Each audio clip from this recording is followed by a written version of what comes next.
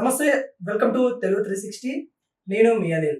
మనతోని తెలంగాణ ఉద్యమకారుడు గాదె ఇన్నయ్య గారైతే ఉన్నారు. తెలంగాణ ప్రస్తుతం జరుగుతున్న రాజకీయాలపైన మరియు అసెంబ్లీ సెషన్ మీద అయితే మాట్లాడుకుందాం. సార్ నమస్తే సార్. నమస్తే సార్ ఎలా ఉన్నారు సార్? బాగున్నాను. సార్ తెలంగాణలో జరుగుతున్న రాజకీయ పరిణామాలు ఎలా చూస్తున్నారు? అంటే ఎమ్మెల్యే కోటాలో ఎమ్మెల్సీ పదవులు ఏవైతే ఉన్నాయో విజయశాంతి గాని, అద్దంకి దయాకర్ గాని, శంకర్ నాయక్ గాని వీళ్ళకి రావడాన్ని ఎలా చూస్తా ఉన్నారు ఫస్ట్ ఆఫ్ ఆల్? ఇదొక మంచి పరిణామమే రాజకీయాల్లో, ముఖ్యంగా తెలంగాణ లాంటి ప్రాంతాల్లో మనం అనుకునే అట్టడుగు కులాలు, అట్టడుగు వర్గానికి చెందినటువంటి ఒక ఎస్సీ, ఒక ఎస్టీ, ఒక బీసీ. తెలంగాణ అనగానే ఇక్కడ రెడ్ల సామ్రాజ్యం ఉంటుంది, రెడ్లే పరిపాలిస్తారు, రెడ్ల మాటకి చెల్లుబాటు ఉంటుంది అనే ఒక నానుడు ఉంది. అదే ఆంధ్ర ప్రాంతం తీసుకుంటే అక్కడ కమ్మ అని, మున్నూరు కాపు అని ఇట్లా అక్కడ ఉంటుంది. ఇంకా వేరే రాష్ట్రాలకు పోతే అక్కడున్న ఆ సామాజిక వర్గాల ఆధిపత్యం తరతరాలుగా కొనసాగిన దాన్ని బట్టి ఒక అంచనా వేస్తుంటారు. తెలంగాణలో ఇప్పుడున్న అందరూ కూడా అసలు ఖచ్చితంగా ముగ్గురు ఉన్నారంటే ముగ్గురులో యాక్చువల్గా నలుగురు. ఒకటి అలయన్స్ ఒప్పందంలో భాగంగా సిపిఐకి పోయింది. ఇంకా 3 ఎవరైతే కాంగ్రెస్ పార్టీకి వచ్చే అవకాశం ఉందనుకో సిపిఐకి కూడా కాదని అనుకుని నలుగురికి కాంగ్రెస్ పార్టీ ప్రతిపాదన పంపింది. సరే, ఢిల్లీ కాంగ్రెస్ వాళ్ళు ఎన్నికలకు ముందు కుదిరిన ఏదైతే 2023లో ఏ ఒప్పందం అయితే కుదిరిందో దానికి అనుకూలంగా మాట తప్పొద్దని దాంతో వాళ్ళు కట్టుబడి ఉన్నారు కాబట్టి 3కే పరిమితమయ్యారు. ఆ 3 కూడా ఖచ్చితంగా ఓసీ ఒకరు ఉంటారు, జనరల్గా ఉంటారు అనేది అందరికీ ఉన్న అభిప్రాయం. అటువంటి పరిస్థితులలో రాహుల్ గాంధీ తీసుకున్న ఒక గట్టి నిర్ణయం, అది మొండి నిర్ణయం అందామా, పిచ్చి నిర్ణయం అందామా, లేకపోతే వ్యక్తి నిర్ణయం అందామా, కానీ మొత్తానికైతే ఆయన తెలంగాణకు సంబంధించినటువంటి పరిస్థితులను దృష్టిలో పెట్టుకొని ఈ 3 క్యాస్ట్లకు ఇవ్వాలని ఆయన నిర్ణయించుకొని, పేర్లు లోకల్ నుంచి వస్తాయి, క్యాస్ట్ కంపోజిషన్ మాత్రం, క్యాస్ట్ ప్రపోజల్ మాత్రం ఆయన చేసినట్టుగా మనకు అర్థమవుతా ఉంది. ఈ ముగ్గురికి ఎవరైతే ఉన్నారో ముగ్గురు కూడా దాదాపుగా వీళ్ళు ఎవ్వరు కూడా పెద్ద పెట్టుబడిదారులు కాదు, వ్యాపారవేత్తలు కాదు. అంటే విద్యా వ్యాపారం చేసేటోళ్ళు, లేకపోతే వైద్య వ్యాపారం చేసేటోళ్ళు, లేకపోతే ఇంకా అనేక రకాల కంపెనీలను స్థాపించి, లేకపోతే రియల్ ఎస్టేట్ వ్యాపారం చేసి, లేకపోతే ఇంకా కాంట్రాక్టరు స్థాయిలో ఉన్న వాళ్ళు అయితే ఎవరు కాదు. శంకర్ నాయక్ అయితే మనందరూ తెలుసు, ఆయన జిల్లా స్థాయిలో జిల్లా ప్రెసిడెంట్గా చిరకాలం నుంచి ఆయన పనిచేసి అక్కడ ఆ నియోజకవర్గం కావచ్చు, లేకపోతే జిల్లాలో కావచ్చు, లేకపోతే మొత్తంగా తెలంగాణ ప్రాంతానికి సంబంధించినటువంటి ఒక కమ్యూనిటీని పార్టీ వైపు తిప్పడంలో ఆయన పాత్ర ఆయన పోషించారు. అంటే అద్దంకి దయాకర్ దాదాపుగా చాలా రోజు తెలంగాణ ఉద్యమకాలం నుంచి పోతుంటే అప్పుడున్న జేఏసీలో పనిచేసిండు, తర్వాత కాంగ్రెస్లో పోయిండు. దాంట్లో చాలా రోజులుగా ఆయన గతంలో ఒక అవకాశం ఇచ్చిండు, అప్పుడు ఓడిపోయిండు, తర్వాత అవకాశాలు రాకపోవచ్చు. కానీ ఇప్పుడు మొన్న జరిగిన 2022-23 ఆ సందర్భంలో పార్టీ కోసం ఆయన కూడా తీవ్రమైన ప్రయత్నం చేశారు. విజయశాంతి గారు మనందరూ తెలుసు, రాములమ్మ, ఆమె జీవితం ఏందో అందరికి తెలిసిన పుస్తకం. అది ఓపెన్ బుక్, అదేమి పెద్ద రహస్యం కాదు. ఆమె సినిమా స్టార్ అయినప్పటికీ తెలంగాణ కోసం ఆమె ఒక రాములమ్మగా కావచ్చు, లేకపోతే ఇంకా అనేక రేపటి పౌరులు, ఇతర అనేక సినిమాల్లో ఆమె నటించిన పాత్రలు, పోషించిన పాత్రల వల్ల కావచ్చు, ముఖ్యంగా ఆమె ఏదైతే 2005 తర్వాత తల్లి తెలంగాణ పార్టీ ఆవిర్భావానికి ముందు నుంచి కూడా, ఆమె మద్రాసులో ఉన్నప్పటి నుంచి కూడా ఆమె తెలంగాణ కోసం ఏదో చేయాలి, ప్రయత్నం చేయాలి అనేది, దానికి ముందు బీజేపీ అదంతా తెలిసిన కథే. ఆమె పాలిటిక్స్ లో కూడా చాలా విరోచితంగానే ఉంది. మనకు తెలుసు, సోనియా గాంధీ మన పోటీ చేస్తా అన్నప్పుడు ఆమె ఛాలెంజ్ చేయడం, ఇందిరాగాంధీ ఉన్నప్పటి నుంచి కూడా తమిళ రాజకీయాల్లో జయలలితకి అనుకూలంగా ఉండడం, తర్వాత బీజేపీకి జాతీయ మహిళా నాయకురాలు కావడం, ఇవన్నీ మన పాలిటిక్స్ చూసినాయి. కానీ తెలంగాణ కాంటెస్ట్ లో వచ్చినప్పుడు ఆమె పోషించిన పాత్ర ఒక మహిళగా ఉండి చాలా మంది మొగోళ్ళు పార్టీలు పెడతారు, ఏదో జరుగుతుంటది కానీ అవును. ఇక్కడ ఒక కాజు కోసం ఉమ్, తర్వాత దట్టు ఆమె ఒక పెద్ద పొలిటీషియన్ కాకుండా ఉండి కూడా ఆమె కాజు కోసం రావడం, తల్లి తెలంగాణ అనే పార్టీని ఏర్పాటు చేయడం, దాని కొనసాగింపులో అప్పుడు ఉన్నటువంటి ఒత్తిడి, మనం విడివిడిగా ఉంటే మనం ఓడిపోతాము, కలుస్తుంటేనే మనం తెలంగాణ సాధిస్తామని అనేక మంది చెప్పడం వల్ల అయితే దాని కారణంగా అప్పుడు 2009లో ఆ ఎన్నికలకు ముందు పార్టీని మర్జీ చేయడం, తర్వాత మెదక్ నుంచి ఎంపీగా పోటీ చేయడం, గెలవడం మనం చూస్తున్నాం. 2014 ఉమ్, పార్లమెంటులో బిల్లు పెట్టినప్పుడు, లోక్సభలో బిల్లు పెట్టినప్పుడు ఆమె పోషించిన పాత్ర, అక్కడ ఉండి ఏం చేసింది అనేది మనందరికీ తెలుసు. అయితే మొత్తంగా ఆ చరిత్ర తర్వాత ఆమె మళ్ళా సరే మళ్ళా అటు ఇటు పార్టీలు మారవచ్చు ఎన్ని ఉన్నప్పటికీ తెలంగాణ కాంటెస్ట్ లో ఆమె బీజేపీలో ఉన్నా, కాంగ్రెస్ లో ఉన్నా, మళ్ళా తర్వాత మళ్ళీ కాంగ్రెస్ లోకి వచ్చిన అప్పుడు టీఆర్ఎస్, ఇప్పుడు బీఆర్ఎస్, అప్పుడు టీఆర్ఎస్ లో ఉన్న, తల్లి తెలంగాణ పార్టీలో ఉన్న, దాదాపు నాకు తెలిసి తల్లి తెలంగాణ పార్టీ, తర్వాత టీఆర్ఎస్, తర్వాత కాంగ్రెస్, మళ్ళా తర్వాత బీజేపీ, మళ్ళా కాంగ్రెస్, ఇట్లా మారుకుంటూ వచ్చింది అనుకోండి. కానీ తెలంగాణ అంశం వరకు వచ్చినప్పుడు మాత్రం ఆమె ఒక నిబద్ధత కలిగినటువంటి కాజు కోసం కమిట్మెంట్ తోటి సిన్సియర్గా, నాకు తెలిసిన కాడికి ఆమె ఆస్తులు పోగొట్టుకునే రాజకీయాల్లో కొనసాగింది. సార్ మీరు ఇదంతా చెప్తా ఉన్నారు రామలమ్మ గురించి, విజయశాంతి గురించి, కానీ ఎమ్మెల్యే కోటాలో ఎమ్మెల్సీ అన్నప్పుడు అసలు విజయశాంతి పేరు ఎక్కడ వినపడలేదు. ఒక 2-3 రోజుల నుండి, అంటే నామినేషన్ వేస్తారు అనగా ఒక 2-3 రోజులే వినిపించింది, నామినేషన్ వేసింది. అంటే ఇక్కడ కాంగ్రెస్ పార్టీ నాయకులు కూడా విజయశాంతి గారిని ఇవ్వడానికి షాక్ అయిన తరుణం అయితే కనబడతాం. ఎందుకు అంతగానో షాక్ అవుతా ఉన్నారు కాంగ్రెస్ నేతలు విజయశాంతికి ఎమ్మెల్సీ ఇవ్వడానికి, అంటే ఏమంటారు? అంటే వాస్తవంగా అయితే ఎమ్మెల్సీ కోట అంతా కూడా, లేకపోతే రాజ్యసభ కోట అంతా కూడా అది పార్టీ ఫండ్ కోసం, ఆ పదవులు అమ్ముకోవడము, లేకపోతే బాగా పైరవీలు చేసుకున్న వాళ్ళ కోసమో, లేకపోతే లాబింగ్ చేసుకున్న వాళ్ళ కోసమో ఇటువంటివన్నీ జరుగుతూ ఉంటాయి, వస్తూ ఉంటాయి. అయితే ఎమ్మెల్సీ ఏదైతే ఉందో, ఎందుకంటే రాములమ్మ చేరికలో ఆ మద్రాసు నుంచి హైదరాబాద్ తీసుకురావడం కానీ, తల్లి తెలంగాణ పార్టీ ఆవిర్భావం కానీ, లేక మొన్న కాంగ్రెస్ పార్టీలో జాయిన్ అయ్యే క్రమంలో కానీ మొత్తంగా కూడా నేను దగ్గర నుండి చూసిన కాబట్టి నేనే దాన్ని ఒక మంత్రసారి పాత్ర పోషించి పనిచేసిన కాబట్టి నాకు తెలుసు. వాస్తవంగా చెప్పాలంటే ఆమెకి ఈమె అడిగింది మూడు కోరికలు కోరింది. ఏదైనా పార్టీలో పోయేటప్పుడు నువ్వేం కావాలనుకుంటున్నావు అని డిమాండ్ ఏందని అడుగుతారు. ఆమె అప్పుడు ఏంటంటే, ఒకటి ఎమ్మెల్సీ ఇచ్చి మంత్రి పదవి ఇవ్వమని, 2 రాజ్యసభ ఇవ్వమని, లేకపోతే అప్పుడు ఎమ్మెల్యే ఎన్నికల తర్వాత పార్లమెంట్ ఎన్నికలు ఉండే కాబట్టి పార్లమెంటు స్థానం అన్నా ఇవ్వమని 3 ప్రపోజల్ పెడితే మళ్ళీ ఫైనల్గా ఆమె నాకు పార్లమెంట్ కంటే, రాజ్యసభ కంటే ఎమ్మెల్సీ ఇచ్చి మంత్రి అనేది ఆమె ఆ రోజు మాట్లాడింది. ఫైనల్గా కూడా అనేక మంది పార్టీ నాయకుల దగ్గర, అప్పుడున్న మాధవన్ గారు కావచ్చు, లేక కేసీవి గారి దగ్గర కావచ్చు, ఖడ్గే గారు, ఆమె జాయిన్ అయింది కూడా హైదరాబాద్లో హోటల్లో ఖడ్గే గారి దగ్గర.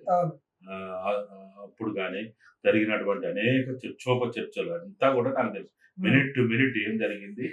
నేను, ఆమె, శ్రీనివాస్ గారు ముగ్గురం కలిసి ఢిల్లీకి ఫ్లైట్లో పోయినాం.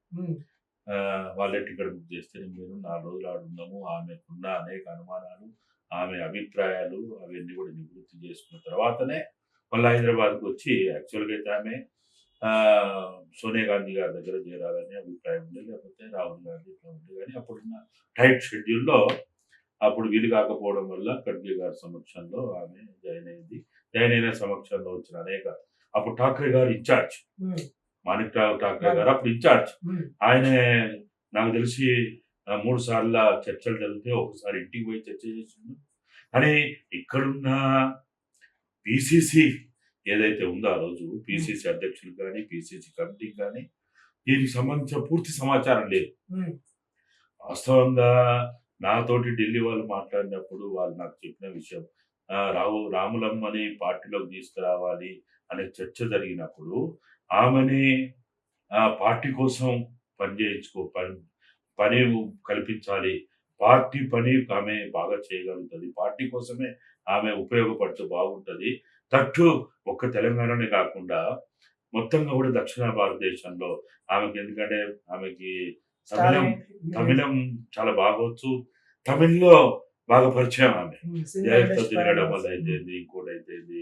జయలలిత ఆమెని బాగా వెంటేసుకొని కూడా ఎన్నికలు తిరిగింది.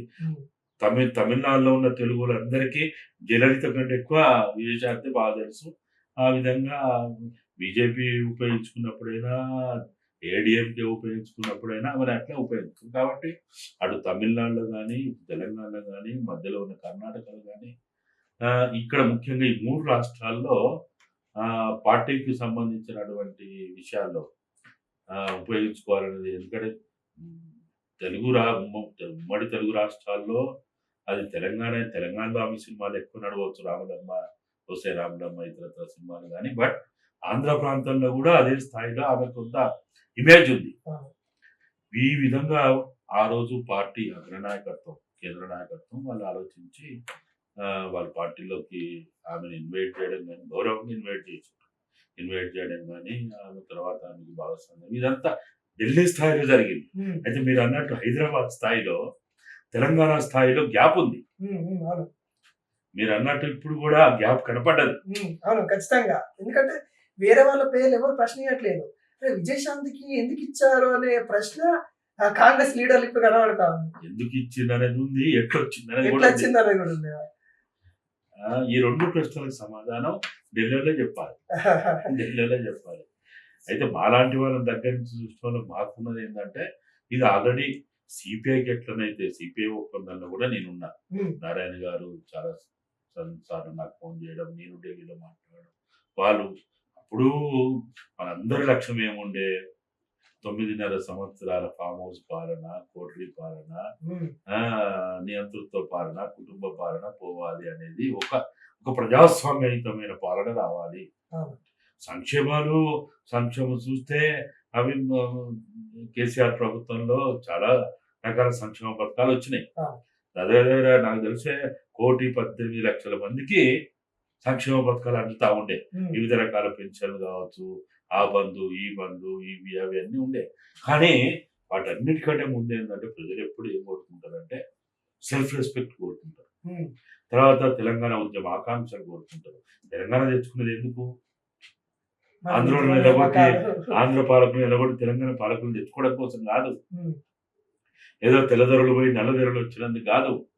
భారతదేశ స్వాతంత్రోద్యమం జరిగింది ఒక తెలియని వాళ్ళ బాగైనా, భగత్ సింగ్ ఊరి కంబాన్ని ముద్దాడిందైనా తెల్లదొరలు పోవడం కోసం మాత్రమే కాదు. ఈ స్వదేశంలో స్వదేశీ పాలనలో ఈ పట్టడుగు కులాలకు, అట్టడుగు వర్గాలకి, వెనుకబడిన ప్రాంతాలకి అభివృద్ధి కోసం అని చెప్పి ఇది స్వదేశీ ఉద్యమం నడిచిన భారత స్వాతంత్ర ఉద్యమం జరిగిన అట్టనే తెలంగాణ రాష్ట్ర ఉద్యమం మొదలైంది కూడా ఒక్క ఆంధ్ర పాలకులు పోవాలనేదే కాదు, పాలకుల మార్పిడి కోసం కాదు, పరిపాలన మార్పు కోసం తెలంగాణ తెచ్చుకున్నాం. అటువంటి పరిపాలన మార్పు 9.5 సంవత్సరాలు చూడలేదు కాబట్టి, ఒక పాలకుల మార్పే జరిగింది కాబట్టి, ఒక కులం పోయి ఇంకో కులం వచ్చింది, ఒక కోటరీ పోయి ఇంకో కోటరీ వచ్చింది. దానివల్ల ప్రజలకు ఒరిగింది ఏం లేదనే ఒక అభిప్రాయంతో ఆ రోజు కాంగ్రెస్ పార్టీని పట్టం కట్టడానికి ప్రజలు ముందుకొచ్చి, కాంగ్రెస్ పార్టీలు ఎక్కడ వాళ్ళు కష్టపడ్డారు, సివిల్ సొసైటీ కష్టపడ్డది, ప్రజలు కష్టపడ్డారు, ఇక్కడ ఉన్న నక్సలైట్ పార్టీలు కష్టపడ్డాయి, కమ్యూనిస్ట్ పార్టీలు కష్టపడ్డాయి, అనేక రకాలైన తెలంగాణ ఉద్యమకారులు కష్టపడ్డారు. దాని ఫలితంగా కాంగ్రెస్ పార్టీ కష్టపడకుండా పట్టం కట్టే అవకాశం వచ్చింది. దాన్ని నిలబెట్టుకునే అవకాశం ఇప్పుడు వాళ్ళకి ఒకటి నడుస్తున్నది. ఆ పరిస్థితులలో వీళ్ళందరూ కూడా భాగస్వాములు లేదు కాబట్టి వాళ్ళకి ఆ జాతీయ కాంగ్రెస్ పార్టీ వాటన్నిటిని గుర్తుపెట్టుకొని ప్రతి ఒక్కరి యొక్క భాగస్వామ్యాన్ని, వాళ్ళ కంట్రిబ్యూషన్ని మనం గౌరవించాలి, గుర్తించాలి అనే అభిప్రాయంతో వీళ్ళ ముగ్గురికి ఇచ్చింది అనేది, ముగ్గురు ప్లస్ సిపిఐ కూడా ఈ నలుగురికి ఇచ్చింది కూడా ఆ కోణంలోనే. ఇప్పుడు ఇది నిజంగా ఒక సంచలనమే తెలంగాణ రాజకీయాల్లో, లేకపోతే తెలుగు రాష్ట్రాల రాజకీయాల్లో.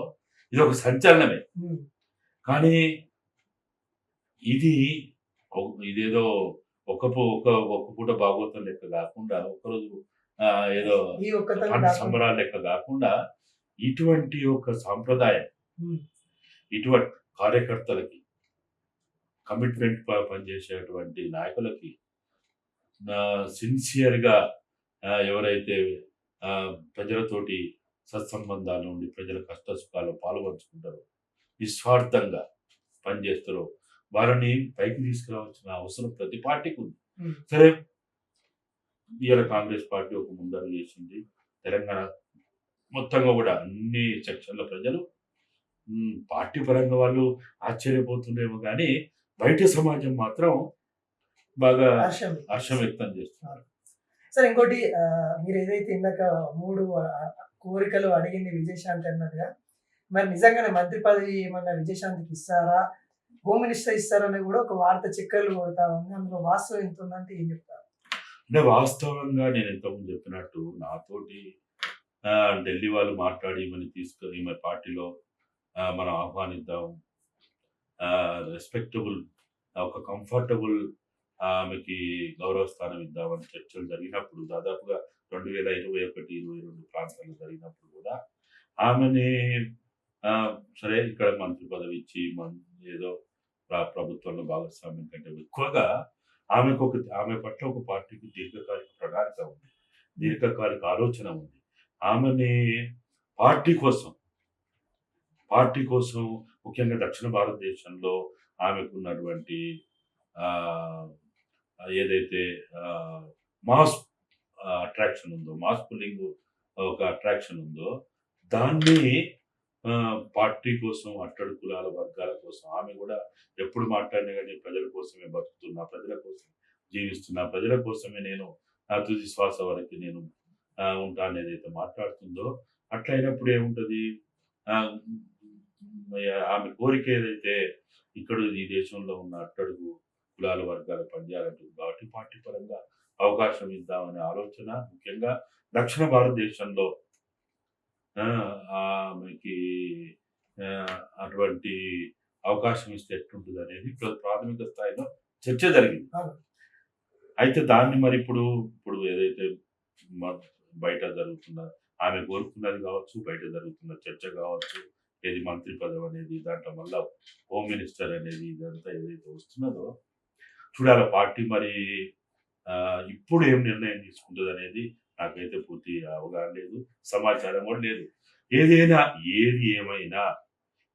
ఏమైనా పార్టీ కోసం, అది దయాకర్నైనా, శంకర్ నాయకునైనా, ఇంకా అనేక మంది ఉన్నారు. సరే, ఒక ముగ్గురే ఇప్పుడు మనకు కనపడుతుండొచ్చు. ఇట్లా కాకుండా కమిట్మెంట్ తోటి ట్రాన్స్పరెంట్ గా ప్రజల కోసం పనిచేసే వాళ్ళు, తెలంగాణ ఉద్యమంలో భాగస్వాములైన వాళ్ళు, తెలంగాణ కోసమే వాళ్ళు ఎన్నో కష్ట నష్టాలు ఓర్చుకున్న వాళ్ళు, అవమానాలు భరించిన వాళ్ళు ఇంకా చాలా మంది ఉన్నారు. ఒక ఎమ్మెల్సీలు అందరికి అవకాశాలు రావచ్చు, సర్పంచ్ అవకాశాలు రావచ్చు, రేపు ఎంపీటీసీ రావచ్చు, జెడ్పీటీసీ రావచ్చు, జెడ్పీ చైర్మన్ కావచ్చు, వార్డ్ నెంబర్ ఏం తక్కువ కాదు కదా. ఎక్కడ ఇటువంటి అవకాశాలు వచ్చినా ఆ పరిశీలన జరిగి వాళ్ళకి గుర్తింపు ఇవ్వాలనేదే మేము మొదటి నుంచి కూడా అదే చెప్తున్నాం. కాబట్టి రానున్న రోజుల్లో ఆమెని పార్టీకి వాడుకున్నా, అంటే పార్టీ అంటే ఏంటిది, మళ్ళీ అల్టిమేట్ గా ప్రజల కోసం ఆమెకి అవకాశం కల్పించిన, లేక మంత్రివర్గంలో ఇచ్చి తెలంగాణ కోసం ఆమెకి తెలంగాణ ఉద్యమ ఆకాంక్షలు నెరవేర్చడానికి ఆమెకి అవకాశం ఇచ్చినా, ఏది ఇచ్చినా దాన్ని ఆమె సద్వినియోగం చేసుకోవాలి. దానికోసం ఆమె ఇప్పుడు ఏదైతే ఒక అవకాశం వచ్చిందో, చిన్నదా పెద్దదా, సంపూర్ణమా అసంపూర్ణమా అనేది పక్కన పెట్టినా, ఏది లేకపోతే పని చేయమా, ఇప్పుడు నాకు ఏది లేదు పని చేస్తలేరా,